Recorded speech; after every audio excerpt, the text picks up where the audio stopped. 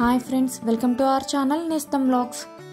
నేను నా ప్రీవియస్ వీడియోలో day 4 of our trip part 1 Maheshwar అని ఒక వీడియో చేశానండి. పార్ట్ 2 మేము మహేశ్వర్ నుండి ఉజ్జయిని వెళ్ళే వేలో ఇండోర్ దగ్గర ఆగి అక్కడ కొన్ని టెంపుల్స్ చూసామండి. అందులో మెయిన్ అన్నపూర్ణాదేవి టెంపుల్. ఈ టెంపుల్ మొత్తం మార్బుల్తో కన్స్ట్రక్ట్ చేశారండి. ఇండోర్ వెళ్తే మాత్రం ఈ టెంపుల్ చూడడం అస్సలు మిస్ అవ్వద్దు. ఈ టెంపుల్ని కూడా అహల్యాదేవి హోల్కర్ గారు నిర్మించిన టెంపులే అంటండి. టెంపుల్ ఆర్కిటెక్చర్ చాలా బాగుందండి. పిల్లర్స్ చాలా ఉన్నాయి అండ్ ఒక పిల్లర్కి సంబంధం లేకుండా డిఫరెంట్ డిజైన్స్తో చెక్కారు. అన్ని దేవుడి బొమ్మలే ఉన్నాయండి పిల్లర్స్ అన్నిటి మీద. అండ్ టెంపుల్లో మెయిన్ గాడెస్ వచ్చేసి అన్నపూర్ణాదేవి, లోపల గాయత్రీదేవి, అన్నపూర్ణాదేవి, కాళికామాత విగ్రహాలు ఉన్నాయి. గాయత్రీదేవి, అన్నపూర్ణాదేవి మార్బుల్తోనే, కాళికామాతది మాత్రం బ్లాక్ మార్బుల్తో చెక్కింది.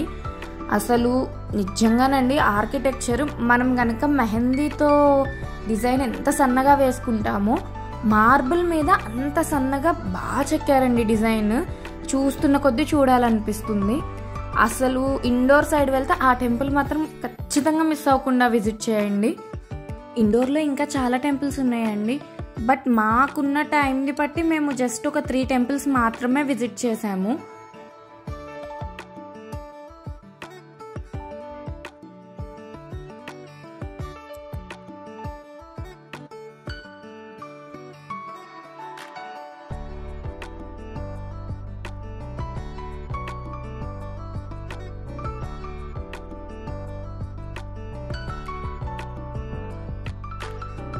ఇదేమో మనం గర్భగుడి చుట్టూ ప్రదక్షిణ చేస్తుంటే ఆ గర్భగుడి గోడలు ఉంటాయి కదా, ఆ గోడల మీద బ్యాక్ సైడ్ ఉన్న విగ్రహాలండి.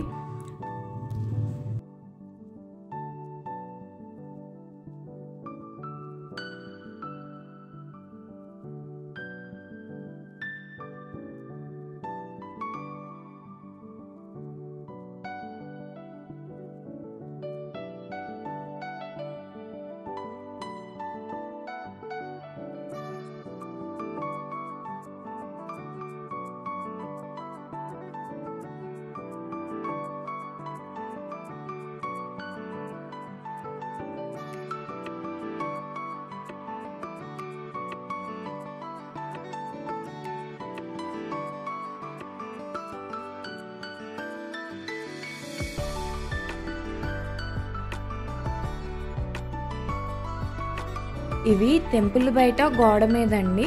ఇక్కడ మనకి పురాణాల్లో ముఖ్యమైన స్టోరీస్ ఉంటాయి కదండి, అట్లాంటి వాటిల్లో ఒక్కొక్క ఘటాన్ని తీసుకొని వాటిని చక్కగా ఆవిష్కరించారండి ఇక్కడ.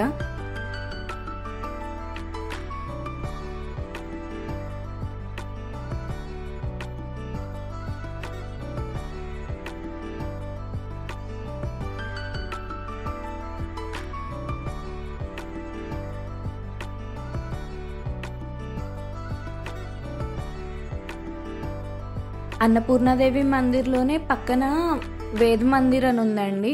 అక్కడ 4 వేదాలకి విగ్రహ రూపం ఇచ్చి పూజలు చేస్తారండి.